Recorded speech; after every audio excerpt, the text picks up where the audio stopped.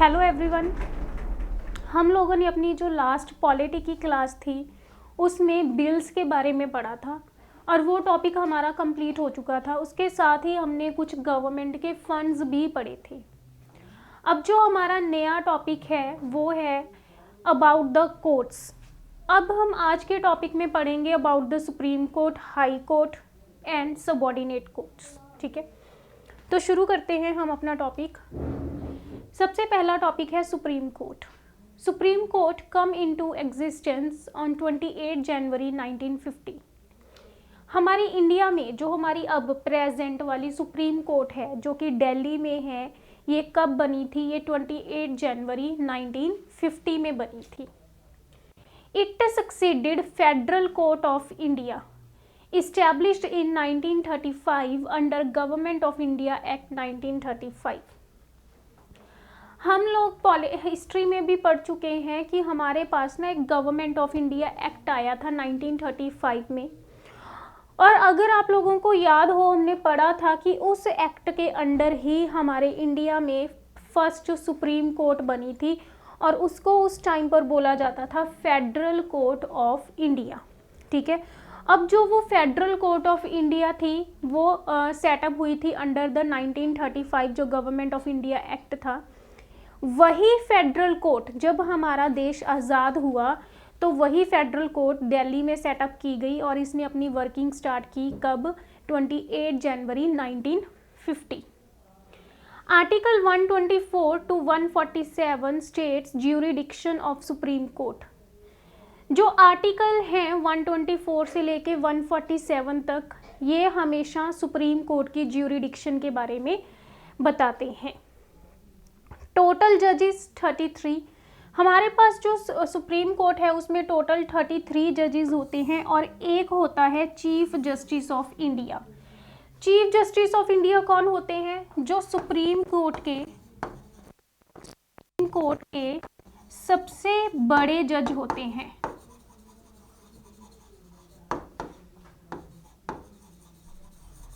ठीक है, तो टोटल जो जज हैं वो कितने हैं? 34।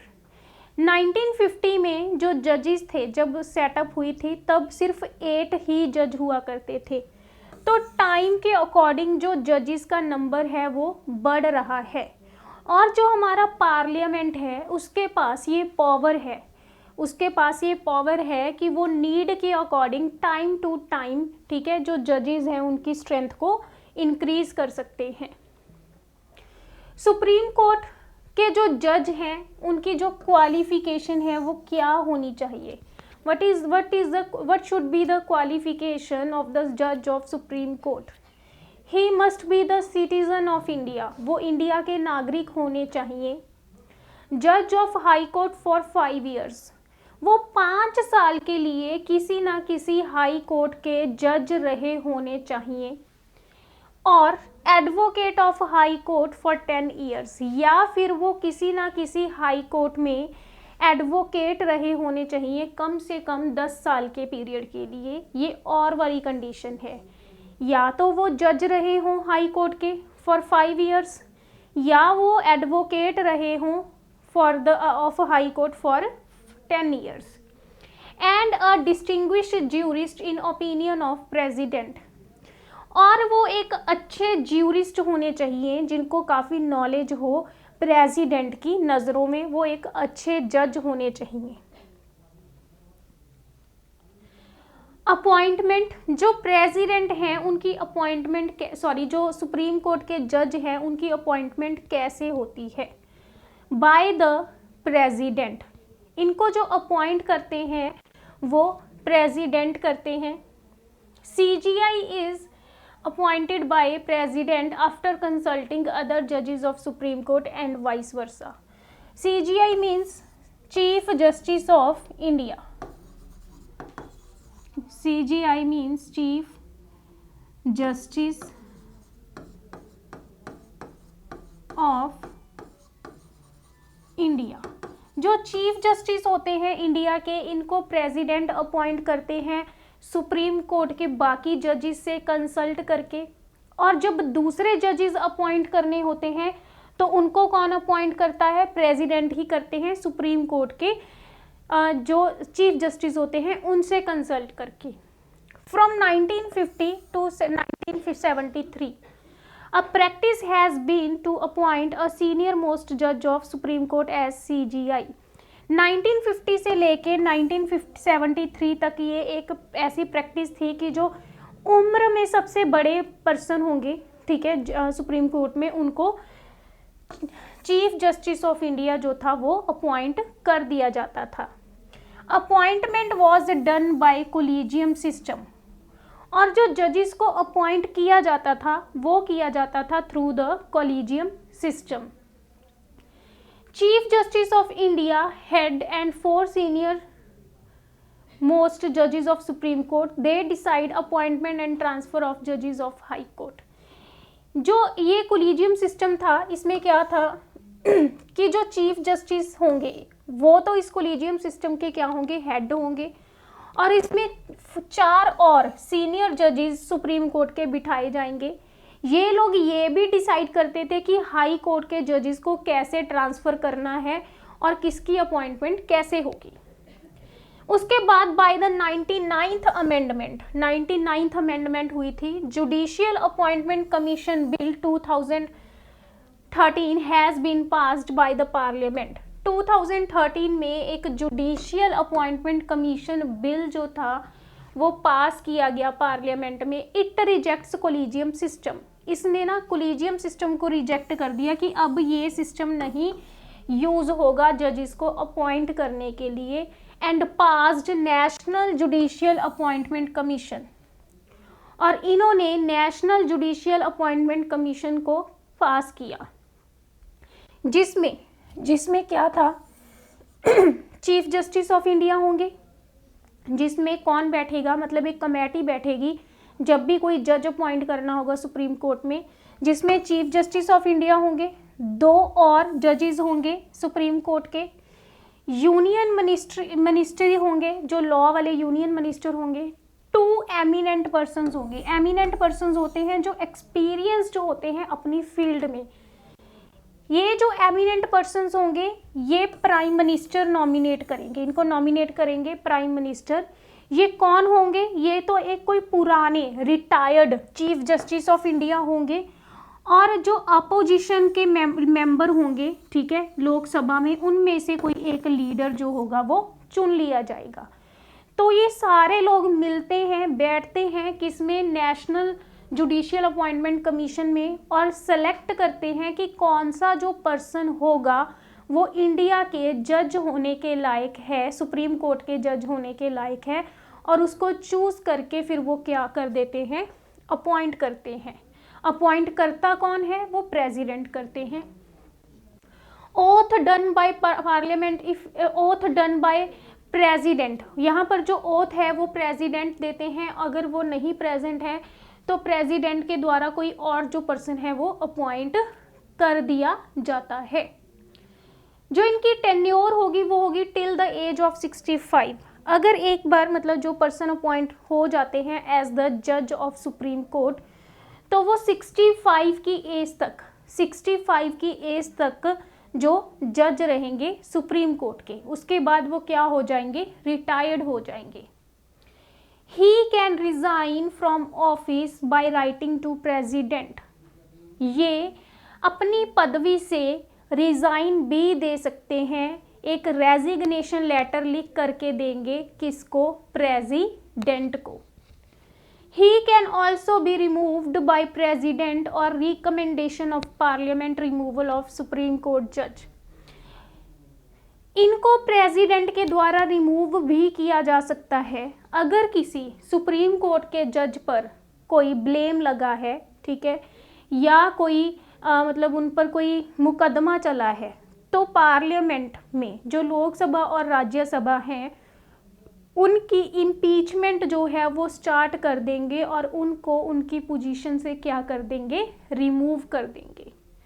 जज फिर वो जो जज होंगे वो प्रेसिडेंट के ऑर्डर से रिमूव कर देंगे, क्योंकि जो वो बिल होगा उसको पास तो कौन करेगा, प्रेसिडेंट ही करेंगे। उसके बाद है प्रोसीजर हमारे पास, ठीक है, कि जो उनकी इम्पीचमेंट का प्रोसीजर है वो स्टार्ट कैसे होगा। what will be how how the judge of the Supreme Court would be removed. Resolution can be started in any house.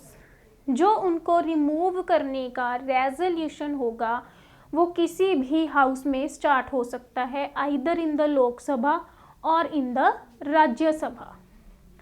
For Lok Sabha at least 100 members or for Rajya Sabha at least 50 members has to support to start. After this it goes to speaker or chairman.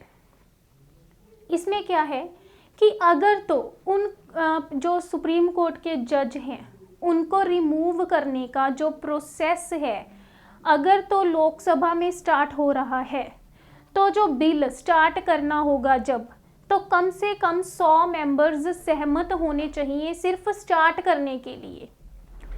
और अगर राज्यसभा जो है वो start कर रही है तो कम से कम 50 मेंबर्स जो होंगे राज्यसभा के वो सहमत होने चाहिए बिल को स्टार्ट करने के लिए. जब उनकी सहमति मिल जाएगी तो फिर जो वो बिल होगा वो या तो लोकसभा के स्पीकर के पास जाएगा, अगर तो लोकसभा स्टार्ट कर रही है तो उनके स्पीकर के पास जाएगा, और अगर राज्यसभा स्टार्ट कर रही है तो राज्यसभा के चेयरमैन के पास वो लेटर जो बिल है वो जाएगा. दे कैन एक्सेप्ट और रिजेक्ट. अब जो लोकसभा के स्पीकर होंगे या फिर जो राज्यसभा के चेयरमैन होंगे वो उन पर डिपेंड करता है कि वो उस रेजोल्यूशन को या तो रिजेक्ट कर दे या फिर एक्सेप्ट कर ले. अगर तो रिजेक्ट कर दिया फिर तो वो बात वहीं पर ख़त्म हो जाएगी, और अगर एक्सेप्ट कर लिया तो फिर आगे का प्रोसीजर शुरू होगा. आफ्टर एक्सेप्टिंग स्पीकर और chairman create a 3 member committee to investigate. अगर तो लोकसभा ने स्टार्ट किया है, ठीक है, लोकसभा के स्पीकर एक कमेटी ऑर्गेनाइज करेंगे. अगर राज्यसभा ने स्टार्ट किया है तो राज्यसभा के चेयरमैन एक कमेटी ऑर्गेनाइज कर देंगे जिसमें 3 मेंबर्स होंगे जो कि एक इन्वेस्टिगेशन कमेटी एक्ट करेगी, जो ये देखेंगे कि जो ब्लेम्स लगे हैं जज पर वो सही हैं या नहीं. इसमें हमारे पास जो इन्वेस्टिगेशन टीम होगी वो 3 मेंबर कहाँ से होंगे. एक तो chief justice of supreme court होंगे, ठीक है, जो चीफ जस्टिस होगी सुप्रीम कोर्ट के, मतलब जो सबसे सीनियर मोस्ट जज होंगे वो होंगे. Chief justice of high court होंगे, जो हाई कोर्ट, कोई भी हाई कोर्ट होगी, ठीक है, किसी भी स्टेट की, उसमें से किसी को भी ले सकते हैं. एंड अ डिस्टिंग्विश्ड ज्यूरी, और एक ऐसे पर्सन होंगे जिनको लॉ की नॉलेज होगी, ठीक है. तो ये 3 बंदों की जो होगी एक कमेटी बिठाई जाएगी. इफ कमेटी फाइंड जज to be guilty of misbehaviour then house take consideration of motion. अगर इन्वेस्टिगेशन टीम जो है उसको लगता है कि जो जज है उस पर जो ब्लेम लगा है वो बिल्कुल सही लगा है, वो गिल्टी है अपने उस मिसकंडक्ट की वजह से, तो फिर वो मोशन जो है वो कंसीडरेशन में आ जाएगा, मतलब उसको फिर आगे बढ़ाया जाएगा. फिर जो लोकसभा है, अगर तो लोकसभा ने स्टार्ट किया है, वो स्पेशल मेजॉरिटी के साथ उसको पास कर देंगे और भेजेंगे कहाँ, राज्यसभा में. और अगर राज्यसभा ने स्टार्ट किया है तो वो उसको स्पेशल मेजॉरिटी के साथ पास करके कहाँ भेज देंगे, लोकसभा में.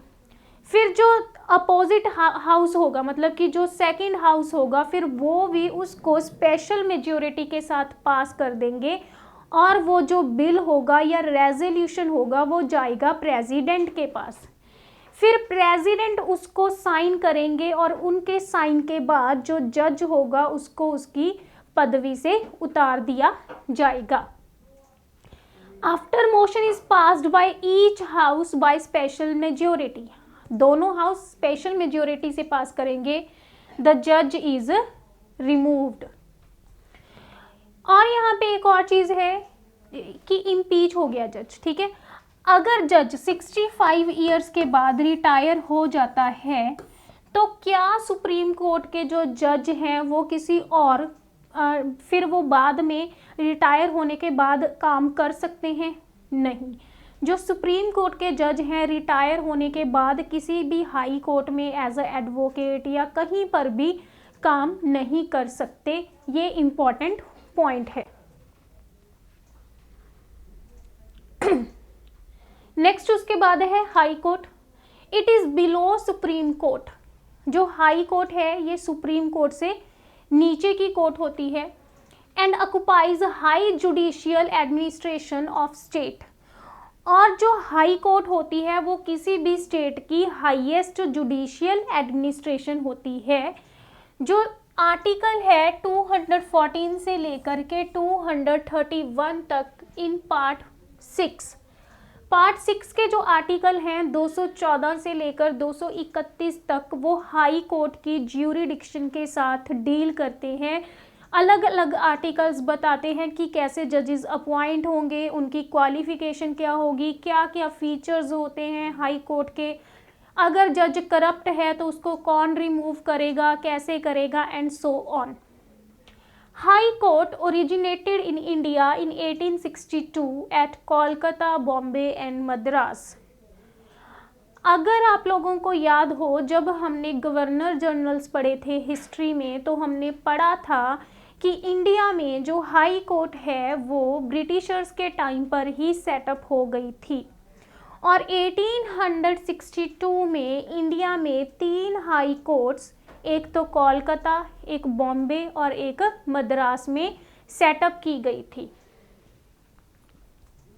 There can be common high court for 2 states. हमारे इंडिया में ये रूल है कि 2 स्टेट्स की एक कॉमन हाई कोर्ट हो सकती है। एग्जाम्पल जैसे कि हमारे पास है Punjab and Haryana high court. जैसे मैंने यहाँ पर कुछ लिखी हैं, Punjab and Haryana high court.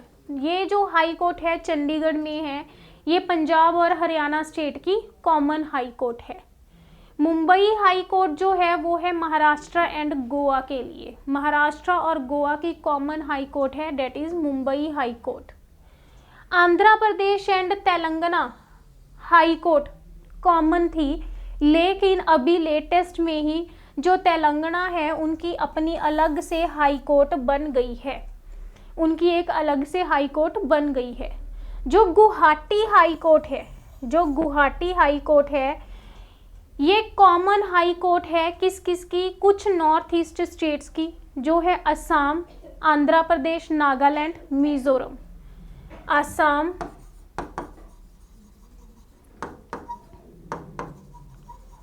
Andhra Pradesh, Nagaland and Mizoram. ये 4 स्टेट्स की कॉमन हाई कोर्ट है। कौन सी? Guwahati high court. दिल्ली एक ऐसी यूनियन टेरिटरी है हमारे इंडिया में, Delhi is the only union territory जिसकी अपनी एक हाई कोर्ट है, that is the Delhi high court. और जो मद्रास हाई कोर्ट है ये एरिया वाइज सबसे बड़ी हाई कोर्ट है। जो मद्रास की हाई कोर्ट है वो एरिया वाइज सबसे बड़ी हाई कोर्ट है इंडिया में। Organisation of high court consist chief justice and other जजेस।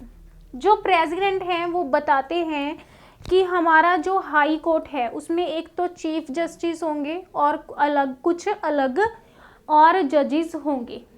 हर स्टेट में पॉपुलेशन के अकॉर्डिंग, केसेस के अकॉर्डिंग जो जजेस का नंबर है वो वेरी करता रहता है। ठीक है, तो हमारे पास स्टेट्स में कोई पर्टिकुलर नंबर नहीं है जजेस का जो हम यहाँ पर लर्न करें, लेकिन हमें ये ज़रूर लर्न करना है कि हर हाई कोर्ट का एक चीफ जस्टिस होते हैं। Does not have any specific strength. जो जजेस हैं उनका कोई स्पेसिफिक नंबर नहीं है। प्रेसिडेंट अपॉइंट जजेस time to time according to work of high court. जो प्रेसिडेंट हैं वो अलग अलग टाइम पर, अगर किसी हाई कोर्ट में जजेस का नंबर जो अगर कोई हाई कोर्ट है उसमें जो केसेस का नंबर है वो ज़्यादा हो गया है तो वो वहाँ पर कुछ एक्स्ट्रा जजेस को अपॉइंट कर देंगे, ठीक है, उसमें कुछ ज़्यादा जजेस को अपॉइंट कर देंगे। तो वो क्या करेंगे, वो उन केसेस को सॉल्व करेंगे। और अगर जो केसेस हैं वो कम हो गए हैं तो वो जजेस का नंबर क्या कर देंगे, कम कर देंगे। प्रेसिडेंट जो होते जज, ये तो हमने पॉइंट पढ़ ही लिया। नेक्स्ट है जज of high court can practice after retirement only in supreme court and other high court. जो जज होते हैं हाई कोर्ट के, वो रिटायर होने के बाद एज अ एडवोकेट काम कर सकते हैं। कहाँ पर, किसी सुप्रीम कोर्ट में एज अ जज, एज एन एडवोकेट, या फिर किसी ऐसी हाई कोर्ट में जहाँ पर उन्होंने कभी भी काम ना किया हो, वहाँ पर वो एज अ एडवोकेट क्या करेंगे, काम करेंगे। उसके बाद है क्वालिफिकेशन ऑफ द जज ऑफ हाई कोर्ट। जो हाई कोर्ट के जज हैं उनकी क्या क्वालिफिकेशन होनी चाहिए। He must be the citizen of India. जो वो जज हैं वो सिटीजन होने चाहिए इंडिया के। held judicial office in territory of India for 10 years or have advocate of high court for 10 years। वो इंडिया की, मतलब जो हमारा इंडिया है उसमें 28 स्टेट्स हैं और 8 यूनियन टेरिटरीज हैं। किसी भी स्टेट या किसी भी यूनियन टेरिटरी के अंडर जो भी कोई लॉ वाला डिपार्टमेंट है, वहाँ पर कम से कम एज अ लॉ ऑफिसर उन्होंने 10 साल के लिए काम करा हो, या फिर वो किसी भी हाई कोर्ट में एज अ एडवोकेट काम करा हो। कहाँ, कम से कम 10 साल के लिए। कितने टाइम के लिए, 10 साल के लिए किसी भी हाई कोर्ट में एज अ एडवोकेट काम किया हो। No minimum age of the जज ऑफ द हाई कोर्ट। हमारे पास जजेस की कोई मिनिमम एज नहीं होती है, ना ही हाई कोर्ट में और ना ही सुप्रीम कोर्ट में, ठीक है। किसी भी कोर्ट में जजेस की कोई मिनिमम एज नहीं है, बट उनकी रिटायरमेंट एज होती है, मैक्सिमम होती है, नो मिनिमम एज। जजेस were appointed by president after consulting chief justice of high court. जो हाई कोर्ट के जजेस होते हैं उनको अपॉइंट कौन करता है, प्रेसिडेंट अपॉइंट करता है। उस जो हाई कोर्ट के चीफ जस्टिस होते हैं उनके साथ कंसल्ट करने के बाद। Chief justice of high court is appointed by president after consulting chief justice of India and governor of that high court. और जब चीफ जस्टिस को अपॉइंट करना होता है, जब उस पर्टिकुलर हाई कोर्ट के चीफ जस्टिस को अपॉइंट करना होता है, तो प्रेसिडेंट ही अपॉइंट करते हैं। लेकिन वो किससे कंसल्ट करते हैं, वो उस स्टेट के गवर्नर से कंसल्ट करेंगे और जो इंडिया के चीफ जस्टिस होंगे उनके साथ कंसल्ट करेंगे।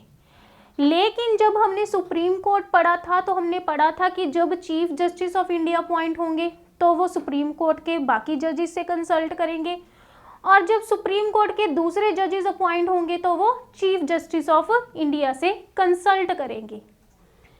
अ जज of high court can be transferred by president even against his wishes. अब देखो हमारे जो इंडिया है उसमें टोटल हमारे पास अब ऑलमोस्ट 34 हमारे पास जो इंडिया है उसमें अब हमारे पास 24 हाई कोर्ट्स हैं, ठीक है, 24 हाई कोर्ट्स हैं।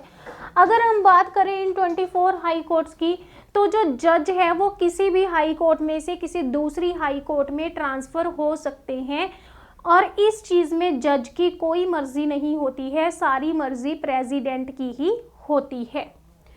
2 things are taken into consideration while the judges are transferred। जब जजेस को ट्रांसफ़र किया जाता है तो 2 चीज़ों का ध्यान रखा जाता है हाई कोर्ट में। पहला, एटलीस्ट 1/3 ऑफ द जजेस of high court should be outside from state.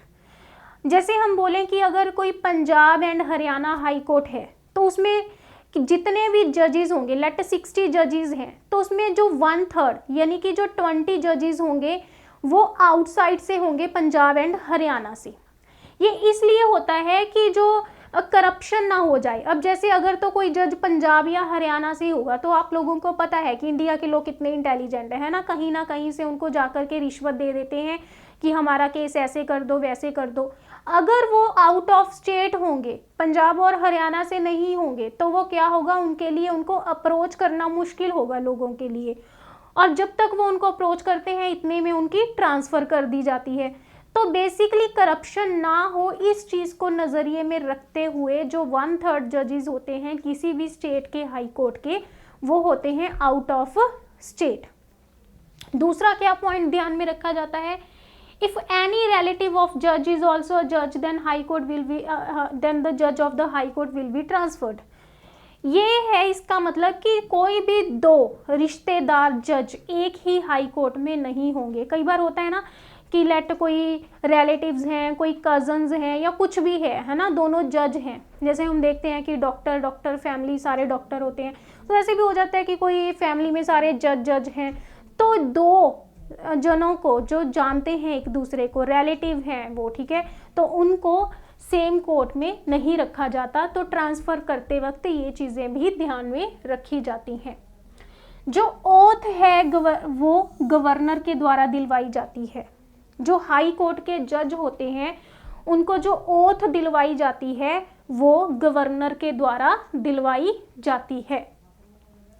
जो टेन्योर होती है, जो हाई कोर्ट के जज की टेन्योर होती है वो होती है till as of 62 years. 62 years तक वो रहेंगे और उसके बाद रिटायर हो जाएंगे। रिटायर होने के बाद जो हाई कोर्ट के जज होते हैं वो किसी सुप्रीम कोर्ट में जाकर के काम कर सकते हैं या फिर किसी और हाई कोर्ट में जाकर एज अ एडवोकेट काम कर सकते हैं, लेकिन सुप्रीम कोर्ट में ऐसा नहीं था। He can resign by writing to president. जो हाई कोर्ट के जज हैं वो रिजाइन कर सकते हैं अगर वो करना चाहते हैं, एक लेटर लिख कर, किसको, प्रेसिडेंट को। अगर हाई कोर्ट के जज जो हैं वो करप्ट हैं, अगर किसी हाई कोर्ट के जो जज हैं वो करप्ट हैं तो उनको बिल्कुल सेम प्रोसीजर के साथ अपनी पदवी से उतार दिया जाएगा जिस प्रोसीजर के साथ सुप्रीम कोर्ट के जज को उनकी पदवी से उतारा गया था। मींस जो हाई कोर्ट के जज का इम्पीचमेंट होता है वो भी कहाँ से होता है, पार्लियामेंट से होता है।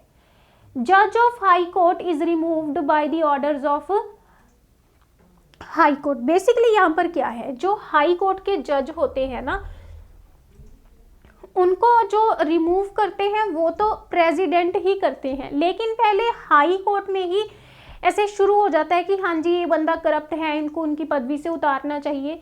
फिर वो बातें जो हैं फिर आगे पार्लियामेंट तक पहुंचती हैं, फिर पार्लियामेंट उनको रिमूव करने का प्रोसीजर जो है वो शुरू करता है। प्रोसीजर क्या है, can be started in either house of the parliament. Parliament के किसी भी हाउस में स्टार्ट हो सकता है, either in the Lok Sabha either in the Rajya Sabha. A removal motion signed by 100 members of Lok Sabha और 50 members of Rajya Sabha is given to Speaker और Chairman। अगर तो लोकसभा स्टार्ट कर रही है तो उसके 100 मेंबर्स कम से कम उसको सपोर्ट करते होने चाहिए स्टार्टिंग टाइम, और अगर राज्यसभा स्टार्ट कर रही है तो कम से कम 50 मेंबर्स सपोर्ट करते होने चाहिए starting time. Speaker chairman can reject और एक्सेप्ट इट। अब जो लोकसभा के स्पीकर होंगे या चेयरमैन होंगे राज्यसभा के, उनकी मर्जी है वो इस चीज़ को एक्सेप्ट करें या रिजेक्ट करें। अगर तो रिजेक्ट कर दिया है तो वो बात वहीं पर ख़त्म, और अगर एक्सेप्ट कर लेते हैं तो वो प्रोसीजर आगे शुरू होता है, वो मोशन आगे चलता है। If accepted a 3 member committee is appointed by speaker और चेयरमैन फॉर इन्वेस्टिगेशन। अगर जो मोशन जो है वो एक्सेप्ट कर लिया जाता है तो जो स्पीकर होंगे लोकसभा के या चेयरमैन होंगे राज्यसभा के, वो एक 3 member कमेटी सेटअप करेंगे, ठीक है, एक 3 member कमेटी सेटअप करेंगे जो as a investigation team act करेगी, जो देखेगी कि जो हाई कोर्ट के जज पर इल्ज़ाम लगा है, ब्लेम लगा है, वो सही है या गलत है। तो वो जो चीफ जस्टिस ऑफ इंडिया और जज ऑफ हाई कोर्ट होंगे, इसमें chief justice of high court होंगे और डिस्टिंग्विश्ड ज्यूरी होगी। तो ये 3 मेंबर कौन होंगे, या तो सुप्रीम कोर्ट के चीफ जस्टिस होंगे, हाई कोर्ट के चीफ जस्टिस होंगे, किसी भी हाई कोर्ट के हो सकते हैं, और एक डिस्टिंग्विश्ड ज्यूरी मतलब कि एक ऐसे पर्सन जिनको लॉ की क्या हो, नॉलेज हो। इफ कमेटी फाइंड्स जज to be guilty then they consider the motion. अगर उस कमेटी को लगता है कि जो जज हैं वो गिल्टी हैं, उन्होंने मिसबिहेव किया है या मतलब उन्होंने कोई गलती की है, तो वो मोशन को आगे कंसीडर करेंगे। ठीक है, लोकसभा उसको स्पेशल मेजॉरिटी के साथ पास करके राज्यसभा में भेजेगी, या अगर राज्यसभा ने पहले स्टार्ट किया है तो उसको स्पेशल मेजॉरिटी के साथ पास करके लोकसभा में भेज देगी। जब दोनों हाउसेज उसको स्पेशल मेजॉरिटी के साथ पास कर देंगे तो जो जज होंगे उनको रिमूव कर दिया जाएगा अपनी पोजीशन से, किसके द्वारा, by president.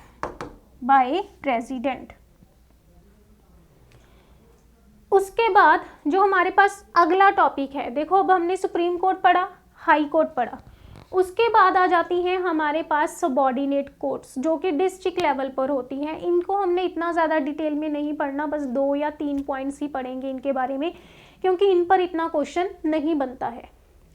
Lower most court होती है सबऑर्डिनेट कोर्ट, सबसे बड़ी कोर्ट होती है supreme court, then high court, then subordinate court, इसीलिए इनको बोला जाता है lower most court. Under high court district and lower level article 233 to 237 in part 5 of constitution deals with it. जो हाई कोर्ट के बाद डिस्ट्रिक्ट कोर्ट आ जाती है या फिर जिसको लोअर कोर्ट भी बोलते हैं, वो पार्लियामेंट के आर्टिकल 233 से लेके 237 तक पार्ट 6 में आ जाते हैं, लिखे हुए हैं। जजेस of this courts are appointed by the governor in consultation of high court.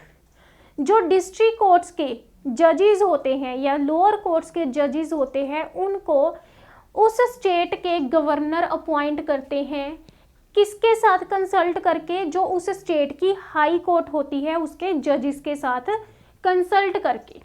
Qualification क्या होनी चाहिए, should not be in service of state और सेंट्रल गवर्नमेंट। अब देखो, जो एक जज होगा, ठीक है, किसी डिस्ट्रिक्ट कोर्ट का, वो कोई एग्जाम क्रैक करेगा और फिर वो जज बनेगा, ठीक है, सबसे पहले ये है। और वो जब जज बनेगा तो वो किसी और पोजीशन पर नहीं होना चाहिए किसी भी स्टेट और यूनियन गवर्नमेंट के under. Should have been an advocate for 7 years। अगर एग्जाम क्रैक नहीं किया है तो कम से कम 7 साल के लिए एज एन एडवोकेट काम करा होना चाहिए। He should be recommended by the high court, और उनको हाई कोर्ट के द्वारा रिकमेंड किया जाना चाहिए। तो ये था हमारा सारा का सारा about the subordinate court. Next हमारा जो टॉपिक है that is the controller and auditor general of India. ये इनको शॉर्ट फॉर्म में हम कैग भी बोलते हैं। कैग इस्टेब्लिश्ड अंडर आर्टिकल 148 इन पार्ट 5। जो कैग हैं इनको आर्टिकल 148 के अंडर पार्ट 5 में लिखा हुआ है। He audits all the receipts and expenditure of the government of India. ये क्या करते हैं, गवर्नमेंट ऑफ इंडिया के जितने भी खर्चे होते हैं और जितनी भी इनकम होती है उसका क्या करते हैं, उसको ऑडिट करते हैं, उसका पूरा हिसाब किताब रखते हैं। And the state of the government of India and the state government including those of bodies and authorities substantially financed by the government। ये सिर्फ सेंट्रल गवर्नमेंट के इनकम और खर्चों का मतलब ऑडिट नहीं करते, बल्कि स्टेट गवर्नमेंट के भी खर्चों और इनकम को देखते हैं। और ये हर उस डिपार्टमेंट के खर्चे और इनकम का ऑडिट करते हैं जिनको गवर्नमेंट ऑफ इंडिया फाइनेंस कर रही है, ठीक है। तो बेसिकली इनको बोला जाता है गार्डियन ऑफ इंडियन पर्स, कि जो हमारा इंडिया का पर्स है जिसमें इंडिया की इनकम आती है और जिसमें से खर्चे जाते हैं, उसके क्या है, गार्डियन है, उसकी देख रेख करते हैं अगर ये सही तरीके से काम करते हैं तो। नेक्स्ट है he is appointed by the president, इनको अपॉइंट कौन करता है? प्रेसिडेंट करते हैं। To whom who have long administrative experience and knowledge of accounts, किनको अपॉइंट करेंगे? जिनको एक काफ़ी लंबा एडमिनिस्ट्रेटिव एक्सपीरियंस है, सरकार के अंडर काम करने का एक्सपीरियंस है और जिनको अकाउंट्स की अच्छी नॉलेज है। He hold office for 6 years और till the age of 65 years। ये जो है, ये जब एक बारी अपनी पोजीशन पर अपॉइंट हो जाते हैं तो ये 6 साल के लिए अपॉइंट होते हैं और इनकी जो रिटायरमेंट एज है वो क्या है? 65 years है। अब इसका मतलब अगर तो कोई बंदा 50 years की एज में अपॉइंट हुआ है तो वो 6 साल काम करेगा, 6 साल के लिए अपॉइंट होगा। और लेट सपोज कि अगर कोई बंदा 62 years की एज पर अपॉइंट हुआ है तो ज़रूरी नहीं होगा कि वो 6 साल कंप्लीट करेगा, वो रिटायर हो जाएगा कब? 65 की एज में, यानी कि आफ्टर 3 years। तो मैक्सिमम एज है इनकी 65, लेकिन मिनिमम कोई एज नहीं है। Expenses and fairs of public accounts, ये जो मतलब खर्चे होते हैं पब्लिक अकाउंट्स के, ठीक है, और जो भी इनकम सोर्स होता है उनका, उसको क्या करते हैं? उसको देखते हैं। He can give resignation letter to president, अगर ये रिज़ाइन करना चाहते हैं तो ये अपना रेजिग्नेशन लेटर किसको देंगे? ये अपना रेजिग्नेशन लेटर प्रेसिडेंट को देंगे। He can be removed by the same process as जज of supreme court and high court. Supreme court और हाई कोर्ट के जज को जिस प्रोसेस से रिमूव किया गया था, अगर ये भी करप्ट हो जाते हैं तो इनको भी सेम प्रोसेस के साथ रिमूव किया जाएगा। He is a guardian of public purse, इनको पब्लिक पर्स जो होता है, इंडिया का जो पर्स है उसके क्या बोले जाते हैं? ये गार्डियन बोले जाते हैं। प्रेजेंट जो हमारे कंट्रोलर एंड ऑडिटर जनरल हैं इंडिया के, वो हैं राजीव महर्षि, राजीव महर्षि। उसके बाद है हमारे पास कुछ multiple choice questions. Qualification for being a जज in the supreme court, supreme court के जज होने के लिए क्या क्वालिफिकेशन होनी चाहिए? ही और she should be a citizen of India, ये तो ठीक है कि वो इंडिया के सिटीजन होने चाहिए। He should be a respected jurist in the eyes of parliament, parliament की आइज में नहीं, सिर्फ प्रेसिडेंट की नज़रों में वो एक ज्यूरिस्ट होने चाहिए, तो सेकंड वाला गलत है। ही और शी मस्ट बी अ जज in the high court for at least 5 years, ये भी ठीक है कि हाई कोर्ट में कम से कम 5 साल के लिए जज रहे हों। ही और she should be lawyer in the high court for at least 10 years, ये भी बिल्कुल ठीक है कि वो हाई कोर्ट में कम से कम 10 साल के लिए एज एन एडवोकेट उन्होंने काम किया हो। तो इसका ये हो सकता है कि qualification for not being a जज इन द सुप्रीम कोर्ट। तो बेसिकली हमारे पास ए, सी और डी सही है, बी इसका आंसर नहीं है। तो यहाँ पर क्वेश्चन में मस्ट बी नॉट होगा, ठीक है। या फिर हम इसका अगर आंसर देखें तो एक और ऑप्शन बना लेते हैं कि A, C and D options are correct. Who can remove the जज of supreme court, supreme court के जो जज है उसको कौन रिमूव करेगा? देखो हमने अभी ये टॉपिक पढ़ा है कि रिमूव करने का जो प्रोसेस है उसकी एक इम्पीचमेंट प्रोसेस है जिसको पार्लियामेंट में स्टार्ट किया जाएगा, आइदर लोकसभा और राज्यसभा। हमने पूरा प्रोसेस पढ़ा है, लेकिन हमने लास्ट में पढ़ा है कि वो जो बिल होगा या रेजोल्यूशन होगा वो प्रेसिडेंट के पास जाएगा, प्रेसिडेंट उसको साइन करेंगे और फिर प्रेसिडेंट ही उनको रिमूव करेंगे। तो जो प्रेसिडेंट हैं सिर्फ वही हक रखते हैं जजेस को रिमूव करने का उनकी पोजीशन से। The President can declare judge and executive chief justice of the Supreme Court of India when the post of the chief justice of India is vacant, जब चीफ जस्टिस की जो पोजीशन है वो vacant होगी तो जज जो हैं किसी भी जज को वो चीफ जस्टिस बना सकते हैं।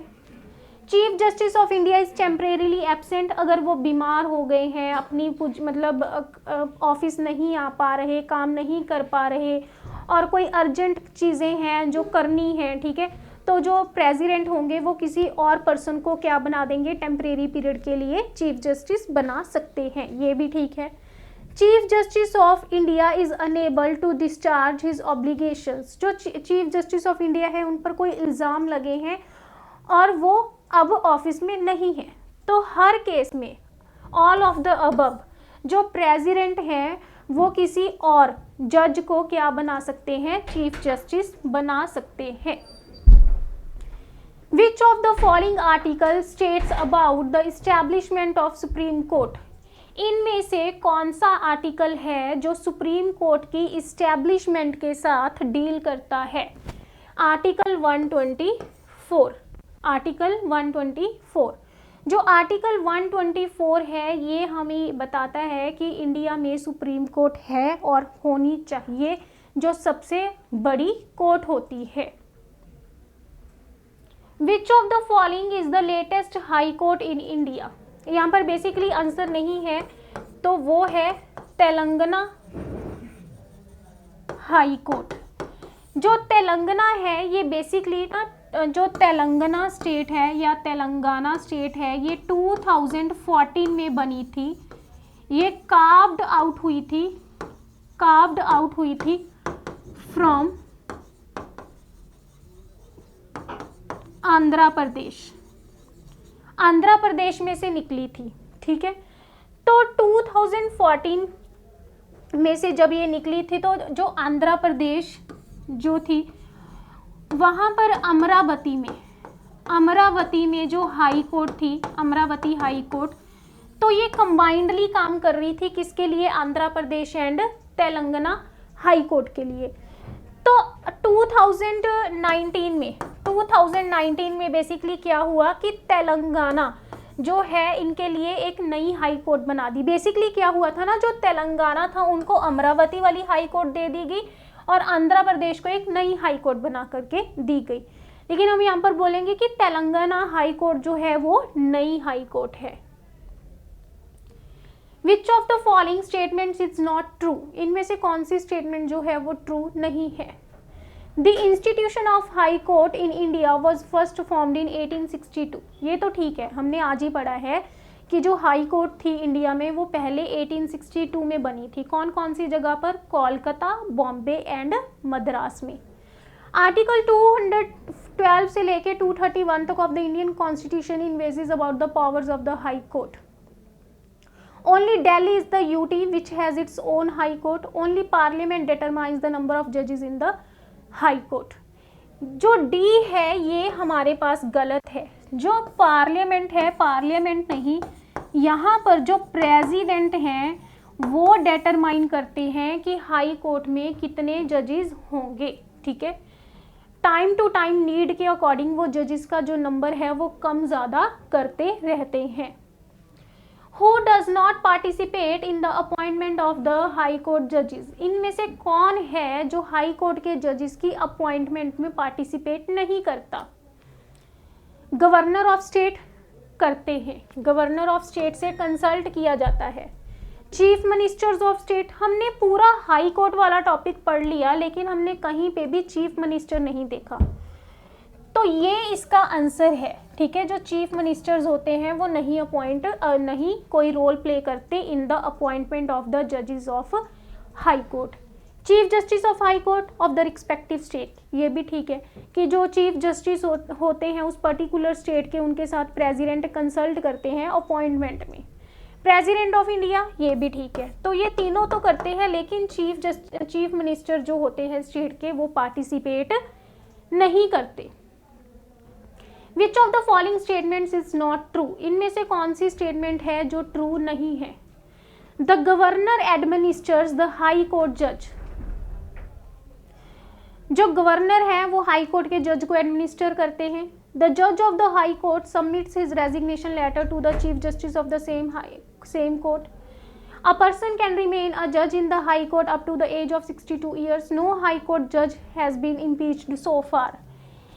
देखो इन्होंने पूछा है कि जो इनमें से ट्रू नहीं है, इनमें से ट्रू कौन सी नहीं है, कि जो जज है हाई कोर्ट के वो अपना रेजिग्नेशन लेटर जो है वो चीफ जस्टिस को दे देते हैं उसी सेम हाई कोर्ट के। ये गलत है, वो अपना रेजिग्नेशन लेटर किसको देते हैं, प्रेसिडेंट को देते हैं। How can the high court जज be removed? A resolution passed by the general majority of the parliament. ये गलत है, जनरल मेजोरिटी के साथ नहीं होता। By the supreme court on the advice of the president, ये गलत है, सुप्रीम कोर्ट का तो कोई मतलब इसमें रोल ही नहीं होता। अ resolution passed by the special majority of the respective state, नहीं, स्टेट्स का कोई रोल नहीं होता रिमूवल ऑफ जजेस में।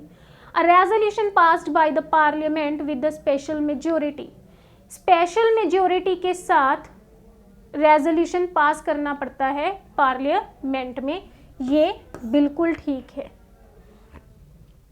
The representatives of the state in the Rajya Sabha are elected by which one of the following? Of the state in the Rajya Sabha, इन्होंने पूछा है कि जो मतलब जो राज्यसभा के मेंबर होते हैं वो स्टेट में से कौन भेजता है राज्यसभा में, वो भेजते हैं chief ministers of the state. The number of representatives of the Rajya Sabha from the state union territories are among which of the following? हमने कल पढ़ा था कि 238 मेंबर्स जो होते हैं वो टोटल होते हैं जो कौन भेजते हैं, चीफ मिनिस्टर्स भेजते हैं, और बाकी के जो 12 मेंबर होते हैं इसमें वो नॉमिनेटेड होते हैं by president from field of, कौन कौन सी फील्ड में से, art, sports, science, literature, social service, ठीक है। और टोटल जो हमने पढ़े थे वो कितने थे, 250 मेंबर्स हमने पढ़े थे, मैक्सिमम होते हैं। लेकिन जो इनकी प्रेजेंट स्ट्रेंथ है इस वक्त, जो प्रेजेंट स्ट्रेंथ है वो कितनी है, वो है 245, और जो 5 सीट्स हैं वो जम्मू एंड कश्मीर के लिए रिजर्व करी हैं। ये हमने कल सारा का सारा पढ़ा था अबाउट द राज्यसभा। तो ये है हमारा सारा का सारा आज का टॉपिक। आज हम इतना ही पढ़ेंगे, बाकी का हम पढ़ेंगे इन आवर नेक्स्ट क्लास। तब तक के लिए थैंक यू सो मच।